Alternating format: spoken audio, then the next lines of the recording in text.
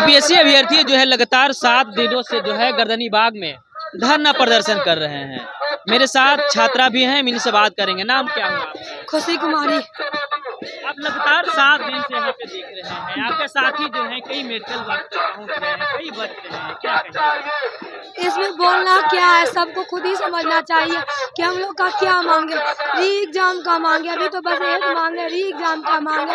और अगर उस चीज़ को एक्सेप्ट नहीं किया जाता है, हम लोग अपने अधिकार के लिए, हम लोग को जो उपद्रवी और हम लोग को जो ये बोला जा रहा है कि हम लोग गलत तरह से प्रोटेस्ट कर रहे हैं, तो आप ये बताइए क्या ये आपको कहीं भी दिख रहा है कि गलत तरीका से यहाँ प्रोटेस्ट, हम लोग प्रोटेस्ट नहीं रिक्वेस्ट कर रहे हैं।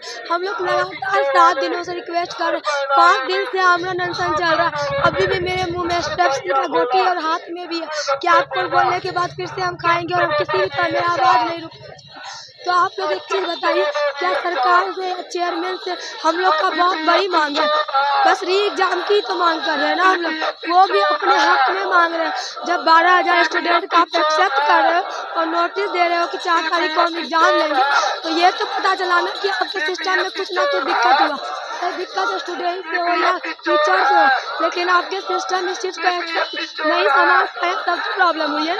फॉल्ट आपने तो 12,000 स्टूडेंट अलग, 3.5 लाख स्टूडेंट अलग, ये किस तरह का न्याय हुआ? 2,000 सीट के लिए आप 12,000 स्टूडेंट को अलग से एग्जाम ले रहे हो, तो किस बेसिस पे आप रिजल्ट दोगे? सीट तो हमारे पास 2,000 है, 12,000 वो भी उसको मौका दे रहे हो जहाँ प्रॉब्लम हुआ है। ये तो यही साफ साफ दिखा रहा है, संकेत कर रहा है कि भविष्य में हो सकता है कि फिर से प्रॉब्लम हो। क्या गारंटी है वो 12,000 का स्टूडेंट का जो एग्जाम होगा वो पारदर्शिता के साथ होगा? और दूसरी बात ये भी, क्वेश्चन का भी लेवल आप लोग देख चुके हैं, ज़्यादा हाई लेवल वो कर नहीं सकता है। तो अगर आप वो लेवल का क्वेश्चन देते हो तो स्टूडेंट बिहार में पढ़ने में कोई ये नहीं है, 2 दिन में आपको प्रोसेंट रट के दिखा देगा, तो उसके लिए तो आसान हो जाएगी चीज़ें। जब 12,000 की बात हो, 67th में जब हुई थी प्रॉब्लम, माननीय मुख्यमंत्री कुछ स्टूडेंट के पुकार से ही एग्ज़ाम को कैंसिल करवा दिया गया था और ये एग्ज़ाम को एक्सेप्ट कर लिया गया। लेकिन आज तक जब हम लोग 7 दिन से कंटिन्यू सत्याग्रह कर रहे हैं, 5 दिन से हम लोग भाई लोग आमरण अनशन पे बैठा हुआ है, तो हम लोग की आवाज़ क्यों नहीं सुनाई दे रही? हम लोग की क्या गलती? अगर आप लोग ये पूछ रहे हैं कि हमारे एग्ज़ाम सेंटर पे दिक्कत नहीं हुआ है, तो हम लोग की ये गलती है कि हम लोग शांति व्यवस्था बना के शांतिपूर्ण ढंग से अपने एग्जाम पे एग्जाम दे के आए हैं। हम लोग को भी वहाँ पे प्रॉब्लम क्रिएट करना चाहिए था।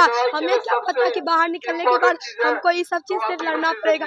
पहले एग्जाम हॉल में क्वेश्चन सॉल्व करो, क्वेश्चन से लड़ो, सारा चीज़ से लड़ो, फिर बाहर निकल के प्रोटेस्ट करो। प्रोटेस्ट नहीं, रिक्वेस्ट कर रहे हैं, बार बार रिक्वेस्ट कर रहे हैं कि हम लोग को री एग्जाम नहीं, पारदर्शिता के साथ चाहिए। कोई भी दिक्कत किसी भी तरह का मिलावट, हम लोग डायरेक्ट सीट नहीं मांग रहे हैं ना। 2,000 वैकेंसी बहुत बड़ी चीज़ होती है और ये अपॉर्चुनिटी हम लोग को बार बार नहीं मिलता है। किसी का फर्स्ट अटेम्प्ट में, किसी का लास्ट अटेम्प्ट में। जिसका फर्स्ट अटेम्प्ट होता है उसका मनोबल पीक पे होता है, अगर नहीं होता है तो सेकेंड टाइम में थोड़ा डाउन हो जाता है। और जिसका लास्ट अटेम्प्ट है उसके लिए तो हमको कुछ बोलने का ज़रूरत नहीं होता, आप लोग खुद समझ रहे हैं जिसका लास्ट अटेम्प्ट है उसके लिए क्या होता है। तो हम लोग का क्या डिमांड है? री एग्जाम डिमांड है, फेयर के साथ डिमांड है। आप बोल रहे पेपर लीक नहीं, जो भी हुआ, आप जिस चीज़ को एक्सेप्ट किए आप उस चीज़ पे ही आइए ना। 12,000 स्टूडेंट, ये number of maximum number of candidate है यहाँ पे। यहाँ एक सेंटर की बात नहीं है, बापू परीक्षा परिसर अकेले 2 जिला के सेंटर के बराबर था। मतलब साफ है ना कि 2 जिला का एग्जाम कैंसिल हो रहा है। फिर आप बापू परीक्षा परिसर में तो एग्जाम लोगे नहीं, एग्जाम तो लोगे आप दूसरी जगह, फिर क्या गारंटी है कि प्रॉब्लम क्रिएट नहीं होगा? 2,000 तो 12,000 नहीं, आप 2,000 रिजल्ट दे दोगे। 2 सीट तो 2,000 है, तो 3.5 लाख बच्चा वही 2,000 सीट के लिए फाइट कर रहे हैं और 12,000 बच्चा उसी सीट के लिए फाइट कर रहे हैं। किस बेसिस पे रिजल्ट दोगे? अगर नॉर्मलाइजेशन का अप्लाई करते हो तो 6 तारीख को हम लोग लाठी नॉर्मलाइजेशन के खिलाफ ही लाठी खा चुके हैं और शाम को नोटिस भी दे दिया गया कि नॉर्मलाइजेशन नहीं होगा। क्या बिना नॉर्मलाइजेशन का कोई भी देश है जो इस चीज़ को न्याय कर सके कि 12,000 स्टूडेंट का रिजल्ट और इधर 3.5 लाख स्टूडेंट का रिजल्ट दोनों इक्वल हो सके? ऐसा कोई भी सिस्टम नहीं बना हुआ है जो इस चीज़ को एक तरह से दिखा दे। इसीलिए हम लोग का एक ही मांग है, एग्जाम का भले ही आवाज़ बैठ गई है, लेकिन लेकिन हम लोग का ऊर्जा अभी तक खत्म नहीं हुआ है। इसीलिए आज शाम तक हम लोग बस यही उम्मीद कर रहे हैं चेयरमैन से और माननीय मुख्यमंत्री से कि हम लोग को नोटिस मिल जाए एग्जाम, हम लोग भी जाके पढ़ाई करें। आवाज नहीं निकल रही है लगातार 7 दिन से। सर जो चेयरमैन सर हैं उन्होंने हमें समय समय पर धोखा दिया है।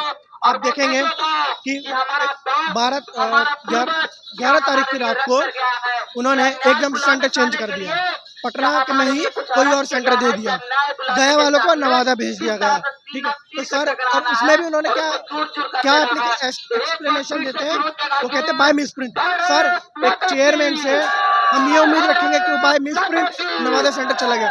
सर ऐसा क्यों? मतलब वो हमें नॉन सीरियस कहते हैं, क्या वो खुद सीरियस है?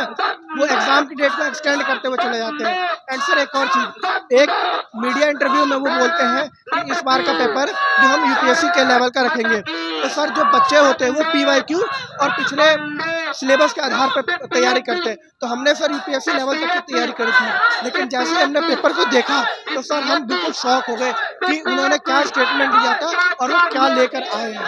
तो सर तो यही मैं कहना चाहता हूँ, उन्होंने समय समय पर हमें धोखा दिया है।